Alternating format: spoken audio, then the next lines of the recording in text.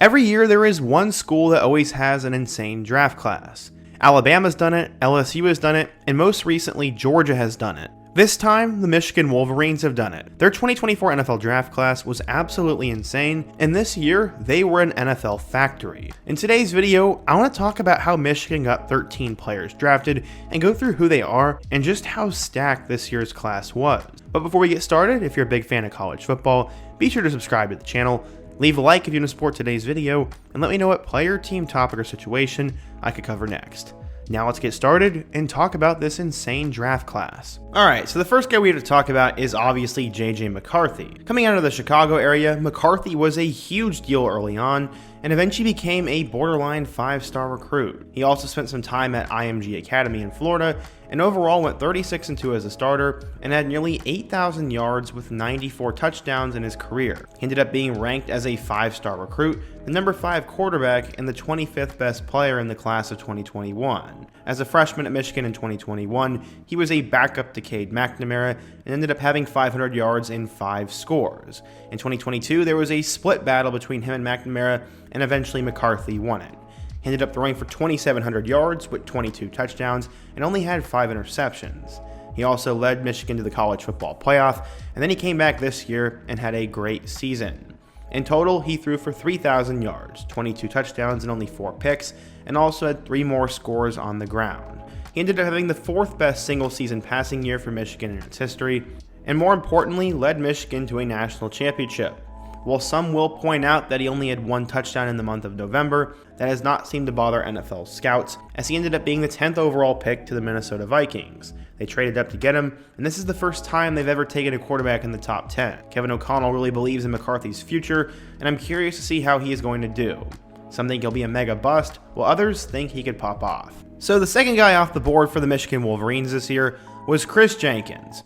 A lot of people know him or his dad, as he's another one of those guys who's a legacy. His dad played 10 years in the NFL and was a 2nd-round pick and a 4-time All-Pro team selection. Like father, like son, Jenkins ended up becoming a pretty big deal as he went to Our Lady of Good Counsel High School and ended up getting a Michigan offer.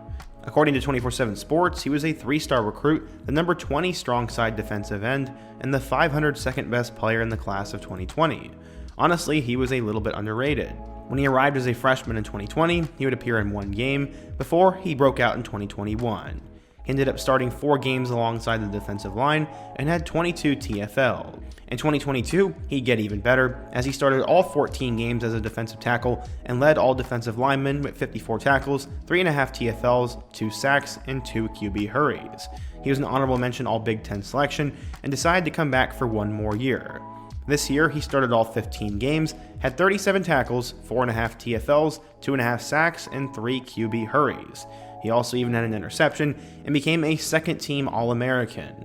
He got a chance to win a national championship, and he started 32 games in total for Michigan. Jenkins would test well at the combine, and combining that with his 6'3" height and 299-pound frame, the Bengals saw he was good enough to select him with the 49th overall pick. He will help fill a void on the defensive interior for them, and Jenkins is probably a guy who will stick around the league for quite a while. I'm sure his dad's gonna help him. The third Michigan player who was drafted this year is none other than Mike Sanderson. He is one of the better stories in this year's draft, and maybe he'll get his own video at some point. Coming out of high school, Sanderson was somewhat similar to Jenkins, as he was only listed as a 3-star recruit. According to 24/7 Sports, he was the number 1 player in the state of Massachusetts, but was the 59th ranked corner and the 589th best player in the entire country. He ended up going to Everett High School, and he played on both sides of the ball. During his career, he had nearly 1,800 yards and 28 touchdowns, while also having over 10 interceptions. He would arrive at Michigan with a decent amount of hype, and would make 1 start at wide receiver. He also played a little bit on special teams, and then would once again continue playing receiver in 2020. He made 3 starts then, and then in 2021, he slowly started to stagnate. He played on special teams and did have 5 starts at receiver, and while he did catch 22 passes for 312 yards and 2 scores, he decided to make a switch. He would switch back to the corner position and would break out in 2022. He finished with 58 tackles, 6.5 TFLs, and 2 sacks, and became a All Big Ten honorable mention. Like Jenkins, he came back and used his extra year of eligibility, and it really worked out for him. He started all 15 games for the Wolverines, finishing with 44 tackles, 4 TFLs, and 1 sack. He also had his most memorable moment, as he had a huge interception on Michael Penix in the national championship game and set the single-season record with 232 interception yards. He was named a first-team All-American, and then most recently was flying up draft boards because of his ability to make big plays. The Washington Commanders took him with the 50th overall pick, and he should have a big impact there. Player number 4 on the list is none other than Junior Coulson. Coming out of Ravenwood High School near Nashville, Tennessee, Junior Coulson was a huge deal from the very beginning. While he was at Ravenwood High School, he ended up having 59 tackles, 7.5 TFLs, and 2 fumble returns as a senior, and that came after he had 175 tackles as a junior. Coulson was listed as a 4-star recruit, the number 10 linebacker, and the 90th best player in the class of 2021. When Coulson would arrive at Michigan, he'd get a chance to play right away. He'd appear in all 14 games and would even make 7 starts as a true freshman. He was named a freshman All-American, and that came after 61 tackles. In 2022, Coulson would once again have a big year as he started all 14 games, had over 100 tackles with 6 TFLs and 2 sacks, and became a second-team All-Big Ten selection. As a junior, he once again was terrific, finishing with starting 15 games and having 95 tackles and 2 TFLs. He once again became a second-team All-Big Ten selection and then declared for the 2024 NFL Draft. He was seen as a young player who had produced and had a high ceiling, and that is why he was projected to go in the 3rd round. He ended up getting taken by the Los Angeles Chargers, who, funny enough, are coached by Jim Harbaugh, so he will get to reunite with his former coach. Honestly, cool story. The 5th Wolverine off the board is a name you are definitely familiar with. That is Blake Corum.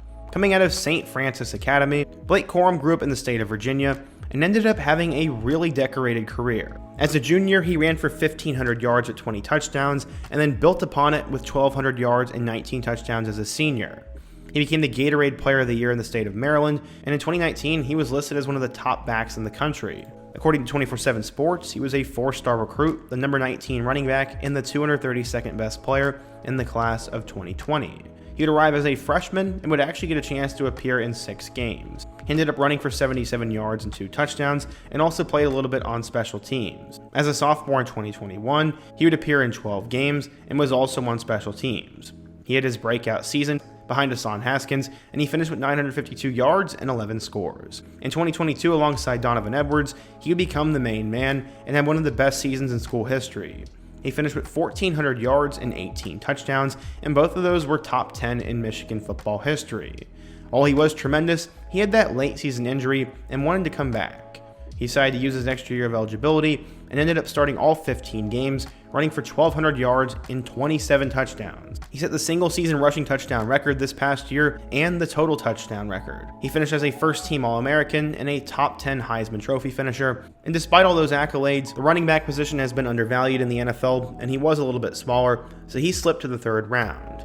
He was taken by Sean McVay and the Los Angeles Rams, and with the 83rd pick, Blake Corum could be seen as a steal at some point. The next guy we need to talk about is Roman Wilson, and he has a pretty awesome story. Coming out of high school, he was not like every other recruit on Michigan's roster, as he actually was from Hawaii. He ended up going to St. Louis High School, and he had to travel all around the country to get noticed. As a senior there, he caught 61 passes for 1,000 yards and 11 touchdowns, but he was known for his breakaway speed, and that is what got the attention of most scouts. By the end of it, he got an offer from Michigan, and he ended up being ranked as a 4-star recruit, the number 38 receiver, and the 219th best player in the class of 2020. As a freshman, Roman Wilson played in a couple of games, as he ended up catching 9 passes for 122 yards and his first career touchdown. In 2021, he'd end up making 5 starts and was slowly working his way up the depth chart. He caught 25 passes for 420 yards and 2 touchdowns, and it looked like his breakout campaign could come in 2022. Unfortunately, he would end up regressing a little bit, as he caught 25 passes for 376 yards and 4 touchdowns, and it was about the same as last year. Still though, if he could have a big year, he could become a big-time draft prospect, and because he had JJ McCarthy back, things were looking good for him. He ended up living up to that potential, as this year he caught 48 passes for 789 yards and 12 touchdowns. He became a second-team All-Big Ten selection and declared for the 2024 NFL Draft. He was seen as a speedster who has a high ceiling, and that's why the Pittsburgh Steelers took him at number 84 overall, right after Blake Corum.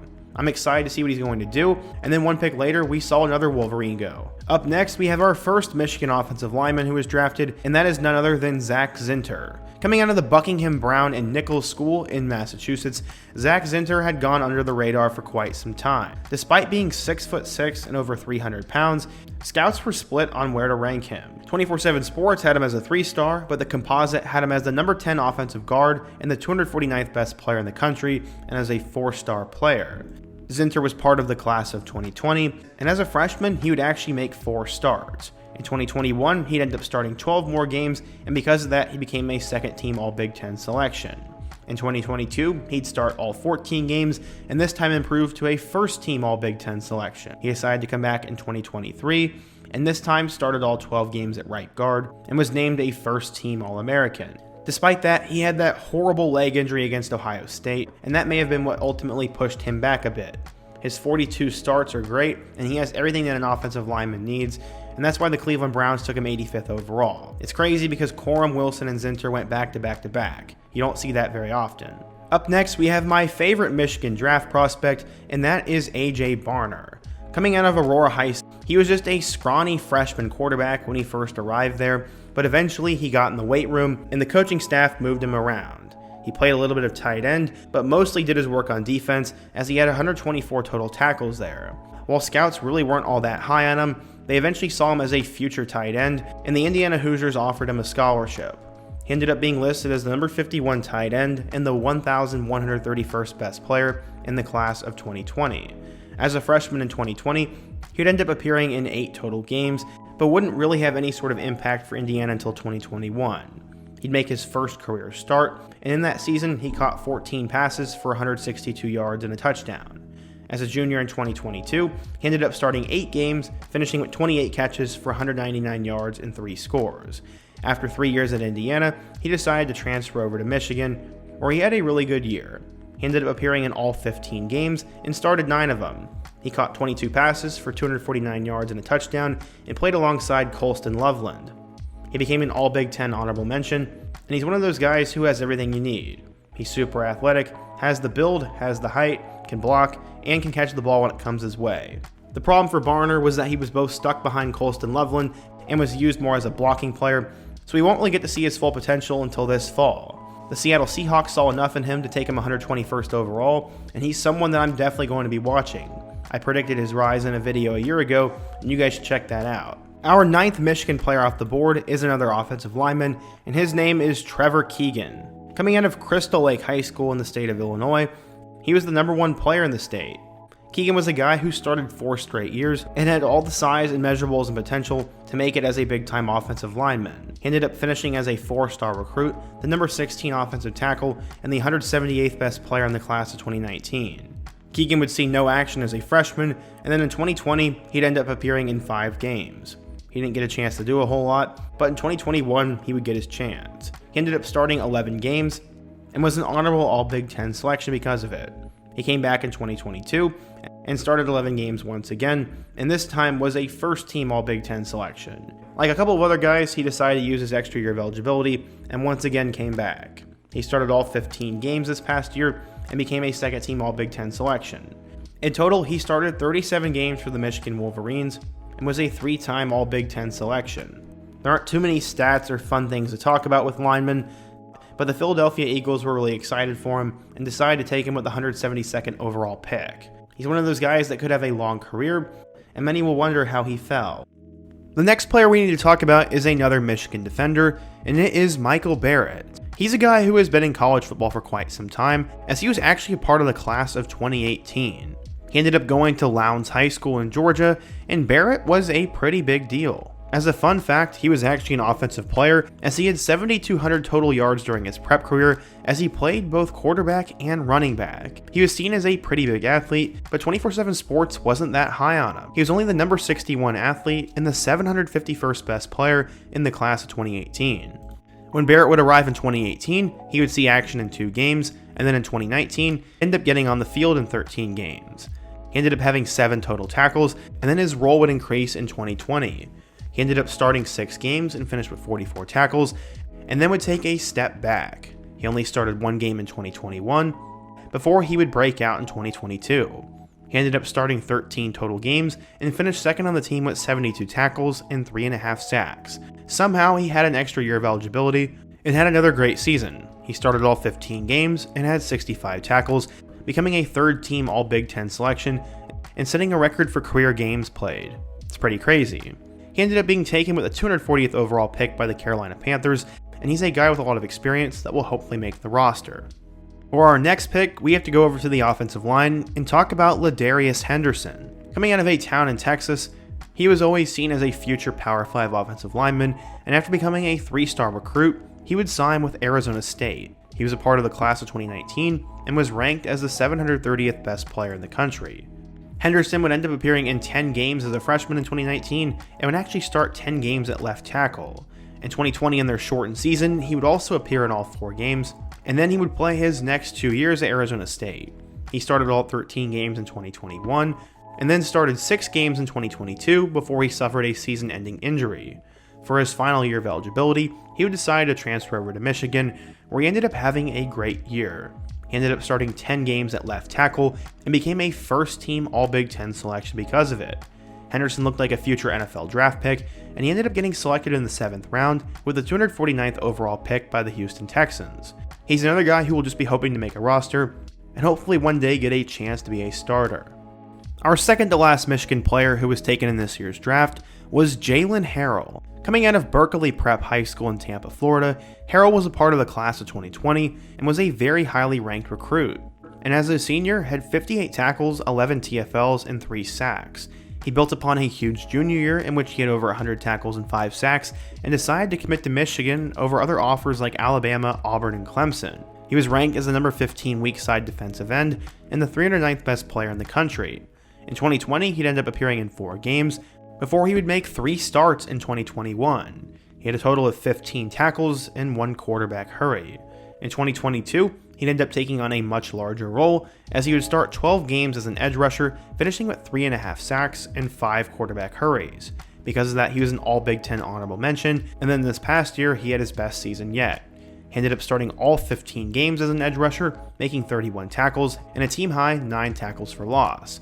He also had a career-high 6.5 sacks. He ended up getting drafted in the 7th round by the Tennessee Titans.